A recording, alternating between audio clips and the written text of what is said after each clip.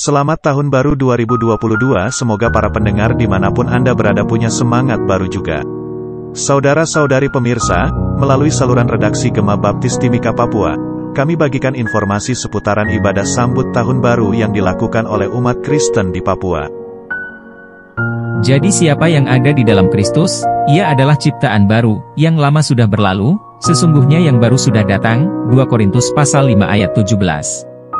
Semoga bergantinya tahun kali ini, kita semakin dewasa di dalam Kristus di mana kita benar-benar telah meninggalkan kehidupan yang lama. Biarlah kehidupan kita di tahun 2021 kita buang dan biar tahun baru 2022 ini kehidupan kita benar-benar baru. 2 Korintus pasal 5 ayat 17 ini, Paulus benar-benar menegur jemaat Korintus agar mereka sadar bahwa mereka itu ciptaan baru. Dia berkata siapa yang ada di dalam Kristus, ia adalah ciptaan baru. Berarti orang yang berada di dalam Kristus hidupnya sudah berubah, bukan ciptaan lama.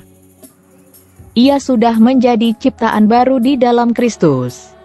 Dimulai dari caranya berbicara, pikirannya, sifatnya, kehidupannya sama seperti teladan Kristus yang ia tunjukkan kepada kita.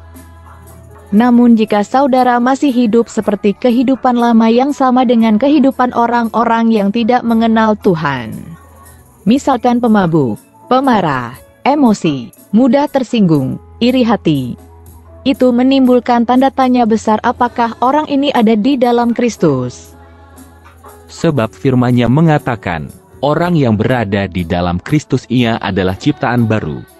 Kalau saudara hidupnya di dalam dosa berarti ia belum ada di dalam Kristus, ia masih di luar Kristus. Ia hanya berkata ia percaya kepada Kristus padahal hidupnya tidak percaya Yesus. Sebab Yakobus mengatakan iman tanpa perbuatan hakikatnya adalah mati. Semoga bergantinya tahun kali ini, hidup saudara menjadi dewasa dan membuang kehidupan lama saudara. Semoga Tuhan Yesus Kristus memberkati kehidupan saudara dan semakin dewasa di dalam Kristus. Sebab semua yang lahir dari Tuhan, mengalahkan dunia. Dan inilah kemenangan yang mengalahkan dunia, iman kita. 1 Yohanes pasal 5 ayat 4. Pada umumnya, dunia ini memiliki sisi gelap dan sisi terang.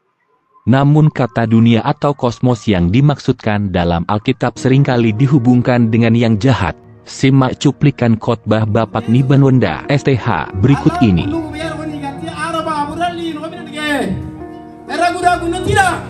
Dia tidak nampak.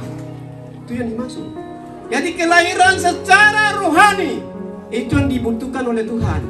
Bukan kelahiran yang jasmani, fisik dia tidak dibutuh.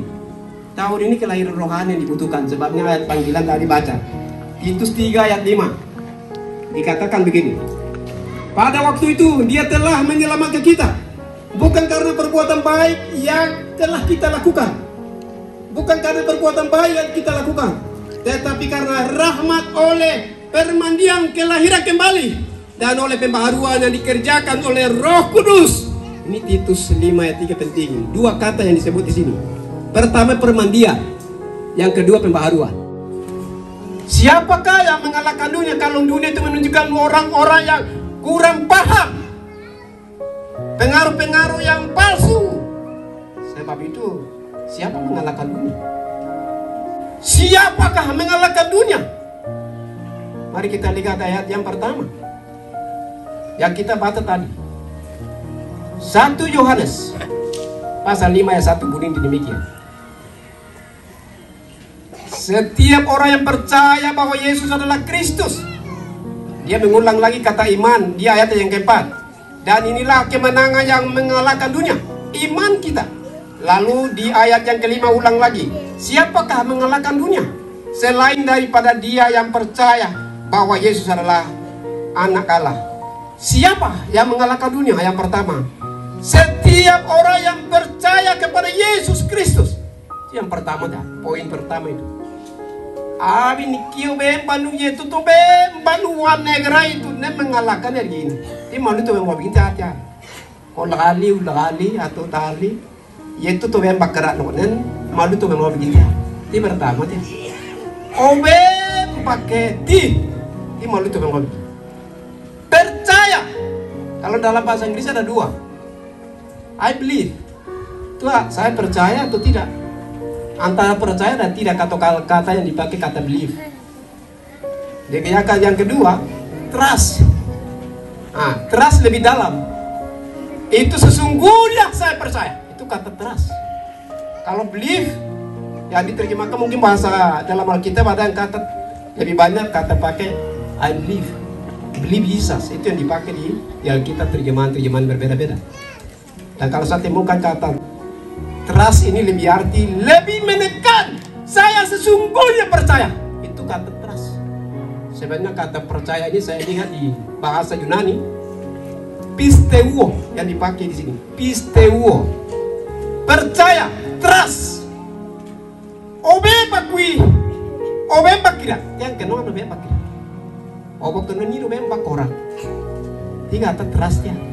Saya belum bicara iman, nanti sebentar kata iman. Percaya itu kata ini pisteuo dipakai 241 kali dipakai. Perjanjian baru ulang-ulang kata percaya ulang itu 241 kali dipakai dalam perjanjian baru. Yang berarti artinya mempercayai, meyakini, memastikan. Nah, itu yang disebut kata yang trust. Percaya sesungguh-sungguh. Kenapa Rasul Yohanes diangkat ini? Kisah Bapak Ibu kita tahu, Rasul Yohanes itu dia dimasukkan kuali goreng di Roma. Waktu kalau Roma orang jahat, kalau orang yang ajarannya lain itu ditangkap, dimasukkan di kuali goreng dan ditangkap atau dibunuh hidup-hidup. Dan Rasul Yohanes diikat di tangannya, kemudian di kakinya, kemudian kuali goreng baca olo yang besar goreng no wari men minya on kae minya gula keme Yohanes no Rasul yang giele yo kele ma kono garing karya laul bukan ga ya sumbukan yon garing yang giele ma ko nyudi be i gula minya gula rim bo mamre wara di Roma. Dan ini yang diangkat di sini kita lihat. Setelah menyaksikan banyak orang dia masih hidup, tidak ada apa-apa dari tangan tubuhnya, masih utuh. Tepuk tangan, ini luar biasa, kisah yang luar biasa. Kalau Bapak Ibu lihat kisah Rasul-Rasul ini berbeda-beda semua. Rasul Yohanes dimasukkan di kuali goreng, tapi tubuhnya tidak mapan. Kalau belayuli, anu belayuli, enjin belayuli, iyo belayuli, weo kayak menunggukan, tidak mungkin dewa waktu itu kono. Ini Tuhan yang di dunia berkuasa di mana?